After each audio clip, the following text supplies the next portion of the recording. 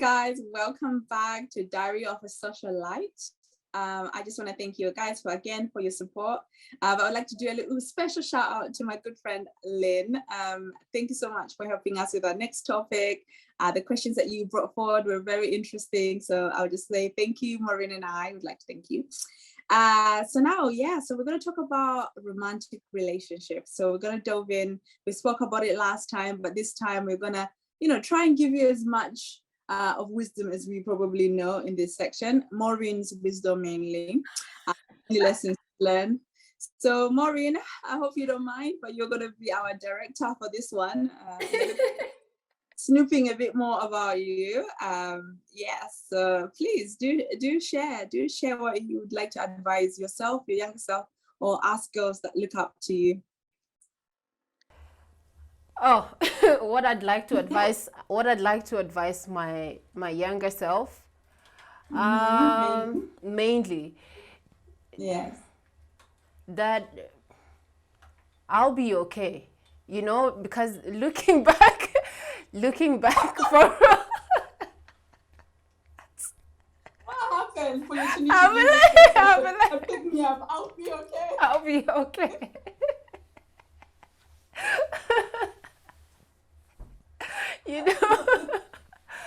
I'll be okay.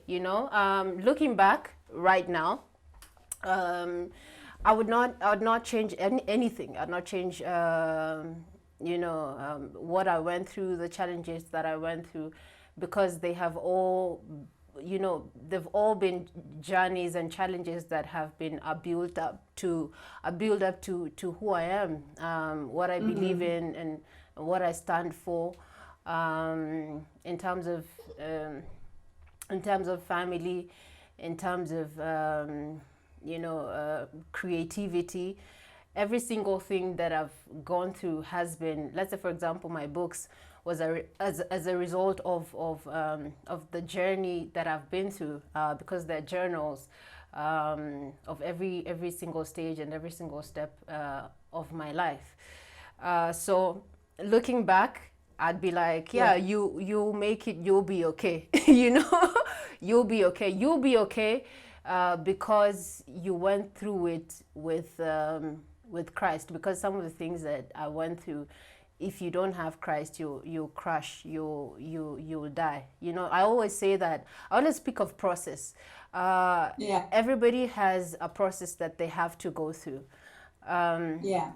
Everybody has a process that they have to go through. The only thing that you need to pray for is grace and mercy that will help you to see the end. Otherwise you crash in between. So for me, it's yes, I'll be okay. That's the advice that I'll give my younger self. What's that? Okay, now I'm just curious. Please tell us, what was the relationship that dragged you through the mud? If you're free, please share. I really want to know. What dragged you through the mud, Mourine? You, beautiful, stunning model, producer, executive. Who dared to break you or tried? Are we talking about a romantic relationship or just relationships in general? It's all about the romantic relationship. Oh, it's not relationships in general. Not relationships. We had that one before.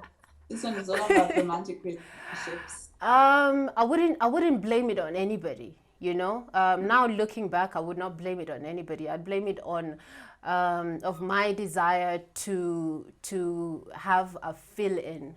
All right, like in terms of romantic relationships, I would not blame it on anyone, because I got into it younger, in my days where I was trying to figure myself out. I grew up. Mostly my mother was the one who was present most of the time, and then my father wasn't as I didn't have like a close relationship with my father. So my mother, me and her, we sort of used to like have a friction. In your teenage years, you want your freedom, so instead of you acknowledging it or knowing that, oh, this is my years of finding myself, you know, and knowing how to maneuver through it. So you, like I said, it's not like I was rebellious. It's just that I was looking for this love, because growing up you sort of felt like a black sheep, and you feel like you want somewhere that you can belong, you know. So you meet this person or you meet this guy, and most times when women meet guys, something that just goes there's that screw that you know, you forget about listening to other people, and you think, now this is it, this is now I have found it, I have found a place of belonging. So my I wouldn't call it my first, it wasn't like my first relationship, but the one that changed everything. I was looking for a sense of belonging. You remember on our previous episode we were talking about how you need to test everything so that you know if it's gonna withstand the test of time. You know. Yes. So yeah. So that's the first one, but I wouldn't blame it on the person. I'd blame it on myself, on my growth, on the things that I did not understand at that time. Because looking back right now, there's so many things, if I was educated about, if I knew about, I would have probably dodged the bullet, or maybe not, you know, dodged the bullet, but I probably said I would have dodged the bullet. So it's you know what you're going through, but a lot of people don't know the consequences that will come from the choices that they make, you know. So yeah, so I wouldn't want to expand on, like specifying, go like this person and this person and this person and this person. I'd solely say it was me. It was me, not yeah.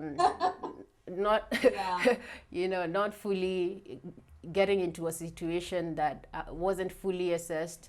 It was obviously my younger years, and you're walking through this life alone, so you're trying to figure things out all by yourself. Yes, and I'm really glad you made that point of stating, you know, responsibility on yourself, because I think a lot of my younger years, I looked at my relationship and said, this person did this to me, this person did this to me, this person did this to me. And although they did do that, they did do all of those things to me. I was part of that relationship. And one of the things, like you said, I had to sit down with myself one day and think, right, what sort of relationship do I want to have with myself? And what sort of relationships do I want to have with, you know, the men that are going to come into my life, or that I'm going to allow into my life? Because the choice is always up to you as a woman. And one of the biggest things that we face as girls, or that I faced as a girl, was that I always felt the choice was not within me. I thought a guy had to choose me, a guy had to chase me, a guy had to be the one, you know, to make moves for me, a guy had to be the one to end a relationship with me, for me to walk out of that relationship. And because of that, I found myself very much stuck in relationships I wasn't happy, or in situations I was not happy, or situationships when I was looking for a relationship. So I think, you know, as a young lady, and as you're trying to get your light to go out there in the world and impact, you know, so many other venues or other communities, is the fact that you need to guard yourself, you need to guard your heart, and move in that same spirit, because it's so easy for a guy to come and chase you, make you feel, you know, like you're the only girl that he's ever looked at, and, you know, he's so in love, he's going to stick by you. And when he's done with you, you feel terrible. You are left with low self-esteem. You're left with, you know, a longing to belong to someone else, because you allow this person to come and detect who they are going to be in your life, when you should be telling them who they're going to be in your life. So I'm really glad you brought up that point about being responsible for yourself, or looking at yourself at first before you try and fix anything else. Yeah, and maybe and maybe just to add on that, is also looking back, is that I had to go through everything that I went through, because of purpose. And that's why it's very important for you to understand what you're called to and what's your calling, because that's going to dictate the tests that you will go through, you know. So the more you keep overcoming, the more you become better, and the more also your purpose becomes a whole lot clearer. So I'm just looking back and I'm like, even now, the fact that I have to work with I have projects that I'm working with single parents. If I hadn't been a single parent, then I wouldn't have a lot to impact or pour out or be merciful or be graceful or be there or even know how to be there for a single mother, because I haven't walked through their shoes enough to be able to understand. I'm not saying that if you're not a single mother, you cannot be able to advise a single mother. But for me, it's because now I understand it. It's much more clearer, and it's much more easier for me to take that path of mentoring or working with them and understanding that, listen, you might want these problems to end right now, but it's because of your choice that you have all these you're undergoing all these consequences, but it doesn't mean that you cannot overcome, you know. So the more you keep overcoming, the much more stronger you become, the more knowledgeable, you know, because there's the theory of things, you know. You'll be told, if you get pregnant, this is what is going to happen. It's like when they tell you, when you get pregnant, it's when you give birth, it's going to be painful. But sometimes there are people who don't experience any pain, you know, painful child when they're giving birth, they don't experience any pain. So it's only in the end, most times. In the beginning, you know, you might not really understand, but as you if you go with it with an open mind, and like I said, if you go with it with Christ, then he keeps showing you this stuff and revelations. And towards the end, when you start looking at everything, then you understand that, oh, maybe this mistake worked for my good, you know. So you don't blame yourself, and you don't condemn yourself, and you don't judge yourself, you know. Yeah, and I think that's very important for maybe young girls to understand, you know, that sometimes you see, even mistakes and failures make, and that's where people always try and evade or forget. A lot of people try and blot out their past instead of actually reflecting and making a lesson from what they went through. Exactly. On the other side of, you know, mistakes that we can blot out or learn from, you know, to be frank, when you're having sexual relationships, we need to talk about most important things, which is your health. In terms of sexual health, as you know, I'm an advocate for health in any capacity. You know, a lot of us growing up were misinformed, and I know in England, and there's, you know, stories, you know, crazy story I've heard about, you know, somebody trying to have intercourse with a crisp bag, a potato chips bag, because they thought that would be contraception enough. And, you know, I was disheartened when I heard that, because in England, you can go and get, you know, contraception for free. You can walk into any hospital or the sexual health clinics and get it for free. You can go to your GP, your doctor, they'll give it to you for free. And hearing that story when I was younger was so saddening, because again, you know, we don't discuss these things at home. We are not necessarily told these things at home. And as girls, you know, you're going, you're trusting somebody when you meet someone and you think they might know stuff. So I would say, as a girl, please educate yourself, educate your friends. If you hear your friends talking about, you know, stories, please be there to kind of cover them. The whole point of us sharing these stories is that we cover ourselves, what we've learned, and we can impact it onto other people. So, you know, a lot of it in terms of sexual health and contraception, being safe when you're having sex, and any other relationships that you have with people, you know, one of the biggest things that elevate or escalate or levels that go up is when you're in a relationship, especially a sexual relationship, abuse can easily happen. Now, abuse can be covered in multiple forms. It can be domestic abuse, somebody hitting you, somebody, you know, obviously like abusing your finances. For those people that end up sharing finances, you know, like, oh, he won't give me money unless if I come and see him, or he takes my money, or she takes my money because we're in a relationship. And those things, you know, are related in terms of romantic relationships, and we're not always necessarily told about those things until we're in those relationships and you're suffering. And some people don't know this for years. I would like to say, obviously, a personal story. I know I wasn't really going to share anything, but growing up, my first long-term relationship, which was of 3 years, it ended, and then my then boyfriend kind of stalked me and ended up beating me up in the street in England. In the street, there were people cutting their grass outside. Nobody did anything until I literally had like the Good Samaritan story. 3 people walked past, and then the 3rd person stopped to actually help. And when I went back home, it battered and my ego hurt, I thought to myself, like, why was it me? Why was it me? Why did I not see the signs? It never did it before. What made him change after 3 years? And all of these things. And I realized something. No one ever discussed that sort of thing. No one ever discussed about that relationships. You can get somebody who changes. You can, they can be trying to do certain things to you for a long time, because I could then notice the emotional abuse. I could notice the other forms of, neglect or sort of things that they were doing prior, and physical was not the beginning. That was just the end result. And it was one of those things that I aimed and I ensured that if I ever meet girls, or if I ever have a girl that I have to mentor or discuss in a relationship, I say, be careful. Be careful who you're with. Don't be afraid of a man. Do not be afraid of a man, but test that person's spirit to find out how they react to certain situations when they feel like they've lost control within you. And it's very important thing to go back and kind of, teach yourself, teach your girls. Someone like you who has a daughter, please teach your daughter. I mean, my family gave me the best life that I possibly could have. They took me from Zimbabwe, gave me, when my mom passed away, gave me the best life, best education.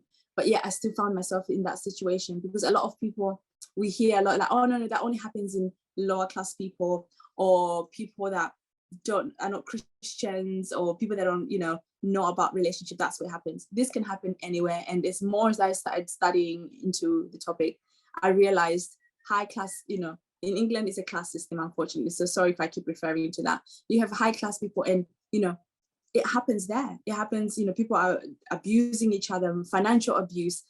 A wife can be Dada in Gucci, and yet she can't go and do the grocery because her husband doesn't allow her to. Or a boyfriend doesn't allow her to. And you think, how does that happen? And it's because, there's so many factors. But as a person, when you're going into a relationship, please be aware those things can happen, and don't think it won't happen to you. But I'm not saying, don't be afraid. Don't then be afraid to be in a relationship. Just make sure you look out for these things. Ask for help.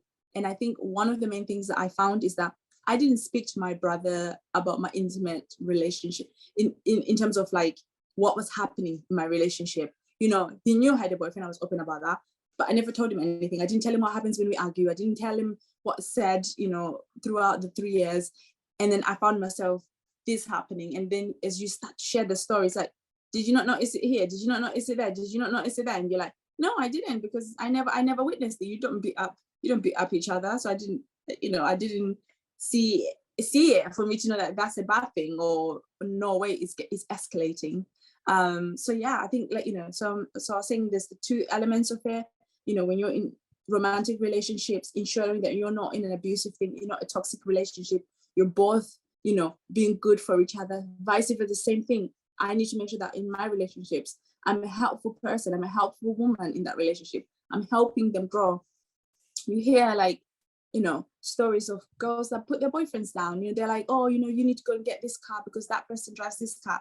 And you think to yourself, there's somebody's son who's been working hard. The fact that even have a car, like, you should be thankful because you don't have one. You're sitting there telling them what they should be doing with theirs when you don't have anything. So I think, making sure you're not abusive, and then looking after your own health in terms of sexual health. If you're sexually active, not every relationship has to be sexual active.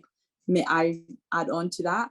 If you're going all the way until marriage, please, I encourage you, and I say good on you, and thank you for being the true embodiment of the word. And I pray that you make it.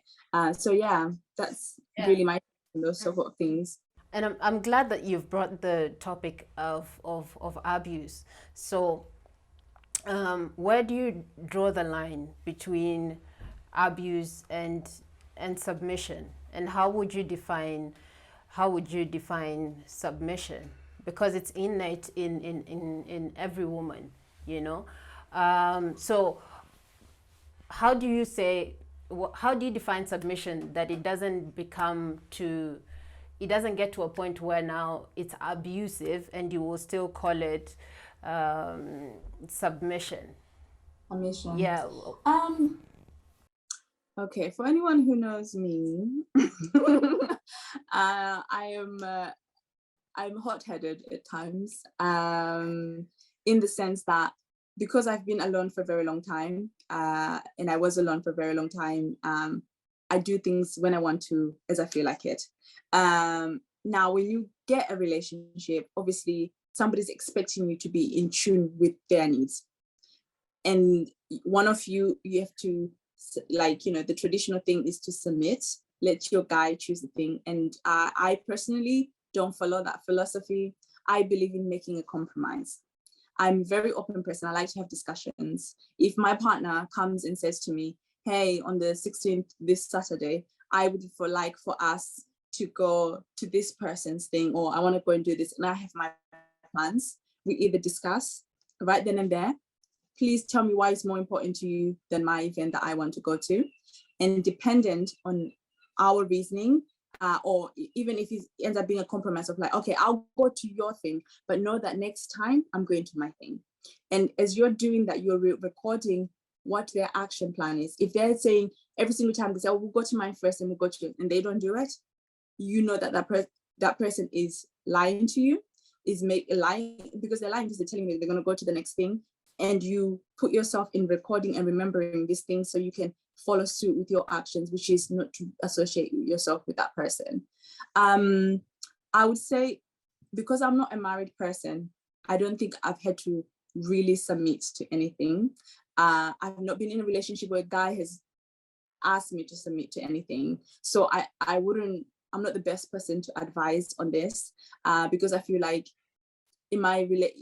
even in a relationship that I'm in now, I'm very free to do what I like to do. We have open discussions. We discuss what we both would like, what we can achieve together, and if necessary, what we might need to do separately and come back together.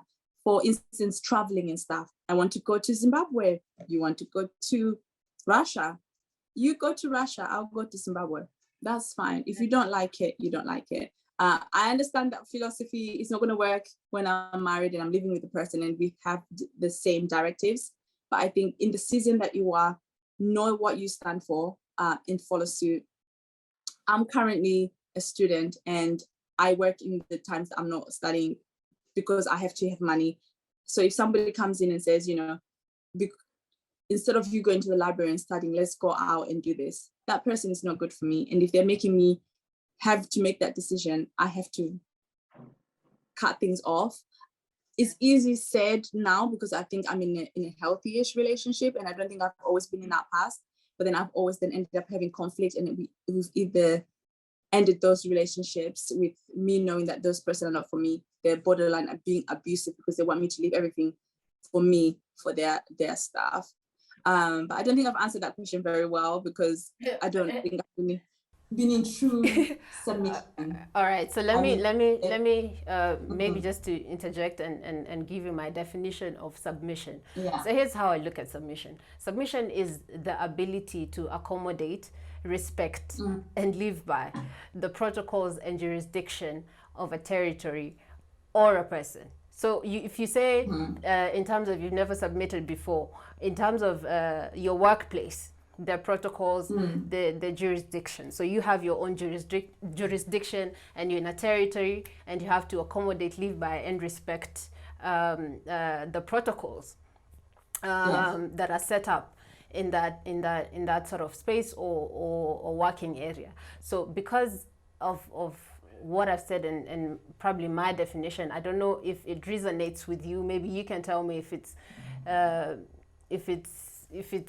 makes sense or it doesn't make sense. That makes more sense. That makes more sense. So then with that being said, in a romantic relationship, before I get serious, I like to ask the person, what their goals are and what their ideologies are. Obviously, time changes and seasons change, and those things might happen. But if that person is not in line with what I want to be in line with, then I don't begin anything. So that way, when we have put as a relationship our protocols or our goals, because we've had that previous agreement, you might have to remind me now and again. But because we put those in line, we're going to follow those because they're of both our best interests. You know, that's the difference between getting in a relationship, waking up one day and then you're like, oh my God, I'm being abused. I'm just doing everything that he wanted. Were you not there when you guys were making the decisions? That's one of those things that you need to ask. You know, when we said, okay, guys, we're going to save both of our money and buy a house. And then all of a sudden your money every month is going to a joint account for savings. Were you not there making that decision? So I think we need to be accountable for ourselves and making sure that at the start of relationships, you are also putting in what your desires are, so that when you make a policy agreement as a relationship, it's in line with both of your visions. I mean, yeah, but I understand there's going to be times where his vision has to go before yours, your vision has to go. But then again, it's all about compromise. If his vision goes, because that's the area of expertise for him, are you still feeling okay? Do you feel valued? Reflect on yourself and bring that up if you have any problems. And then if that person refuses, then you see that you have a problem. But until then, I believe there's always through communication, there's always a way of making what you want known. I mean, do you think that women know how to choose their partners? Do you think they know how to choose husbands and boyfriends? I don't. I don't. So I'm going to ask you that question, Maureen. Please tell me, do you know how to choose your partner and your husband? Please share. Oh my God. So I'm going to... Sorry? Is it just of God? Oh my God. But here's how I'll put it. Maybe for everybody, you know, not for everybody, for a lot of women, and I think that has been a challenge for a lot of women, you know, because they get into a relationship like, no, this wasn't me, and he wasn't the person, and you know, down the line, like, this is, you know. So here's how I probably categorize the kind of men, yeah, or men rather. So I say they're kings, they're prophets, and then they're priests. So anything other than these three is a devil. Don't even go there. If you don't know, if you don't know what you want, don't go for it. We love you, man. Don't go for, you know. So there's kings, prophets, and priests. So what are the roles of a king, right? Because you hear girls go like, I'm a queen, and I need a king, and you ask them, so define what a king is, or are you already a queen, and define what this queenship is, and what are your roles as a queen. They will not be able to do it because they just go with the flow of, oh, now I've been called a queen, and they don't understand the responsibilities that come with being a queen, you know. So you have to know if your man is a king. So if he's a king, you know, kings are probably commanding, you know, they know their territory well, and they're protective over their women, and they probably know what is going on in their own territory. So are you willing and able to submit to that sort of kingdom, or that sort of space? The next person is like I said, a priest. And maybe let me take you back to king. So a king, you probably refer back to Esther's story, right? So there's Queen Esther, then there's Vashti. So what qualified Queen Esther to get the space, you know, and to become the king's wife? What are the qualifications she had, right? She's a woman of, let's say, noble character, yes, socialite. What disqualified Queen Vashti from continuing to be, you know, to be the king's man? Let's talk about, for example, Ruth, right? How did she get Boaz, right? So we're talking about queenship. The next category is probably priest. So priest will probably be there for you until you become, you become what you're supposed to become, right? So let's say, for example, prostitute. I don't like to talk about prostitutes. but they will stay with you until you become who you're supposed to become. They'll listen to you. You probably leave the house, they'll still be there. They'll wait for you until you come back, until you amend your issues or the challenges that you go through. So a priest will be there, right? Then you have a prophet. So prophets are those types of men who can see through you. They can see even the next thing that you're about to do, where you go, where you have been. They see through you, so if and because they can be able to see through you, they've gone through a lot that there's nothing that surprises them, so in your choice as a woman, you need to understand, what are you willing to submit to? Because if you want a king but you need a priest, then it's not going to work. If you want if you want a prophet and you're not willing to be corrected, you're not willing to be seen through in terms of the next. I remember, like, even with my daughter, she used to tell me, I'll be like, you're going to break that glass. And she's like, I'm not going to. And then she breaks it. And she's like, how did you know? So you need to understand, as a woman, who do you want between these three people? Because these are the spaces of your protection and your covering. And then you understand, then, what is it am I bringing to the table? Because if you want a king, there's something you need to bring to the table. If you want there's something you need to bring to the table.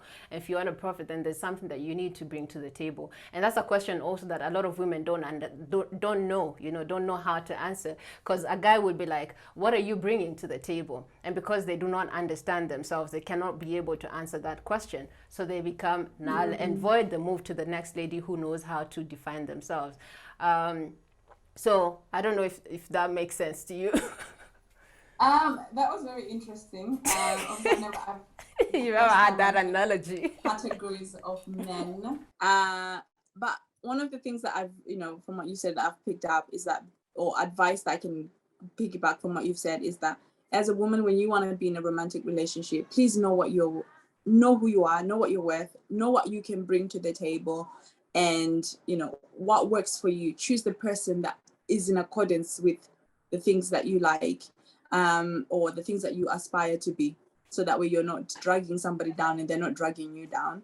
And know that, I'm pretty sure dating somebody like Mark, what's the Facebook guy, I hear, thank you very much, he spends a lot of time in his work world. So if you're a sort of person that likes to be entertained, being with someone like that, you'll be dissatisfied.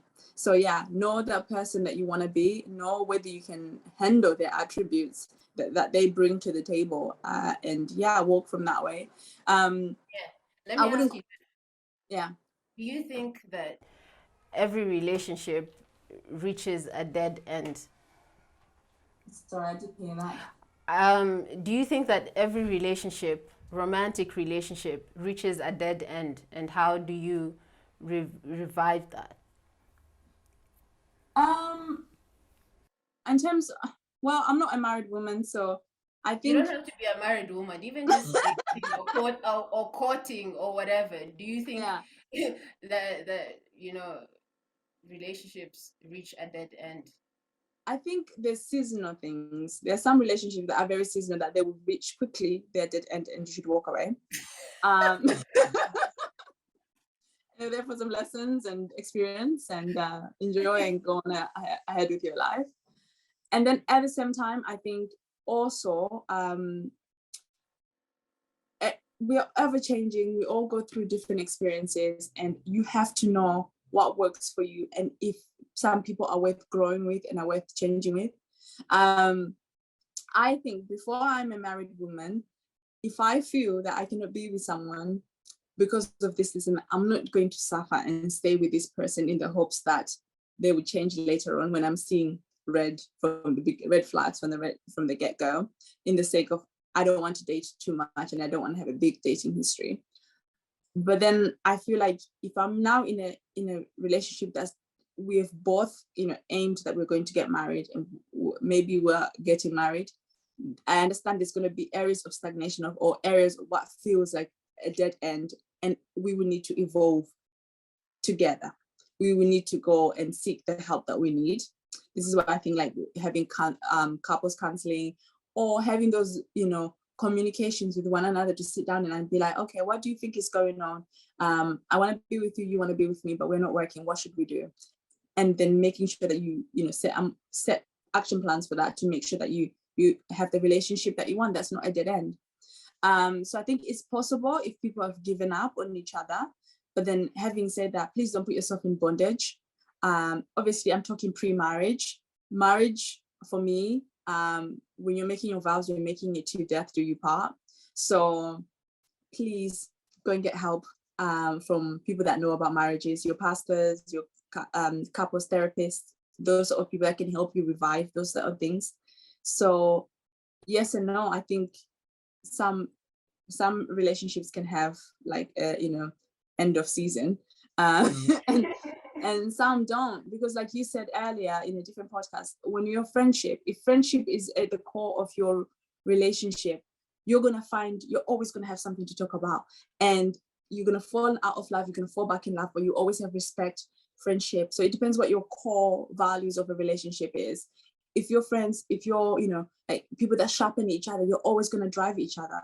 You're always going to have those things, and I'm hoping that can last you a lifetime, because that's the thing I hear from most of the relationships that have been 20 years plus, is that, oh well, we changed our thinking over the time, we did this and we became this, and and it's encouraging to hear, because the scary part is that when you make your vows, you're saying to death do you part. So if you die at 100, that means you'll be with that person for like 80 whole years. So what is one thing that you want to really, really get out of your chest, and then we can probably wrap this session? What is that one thing that is burning?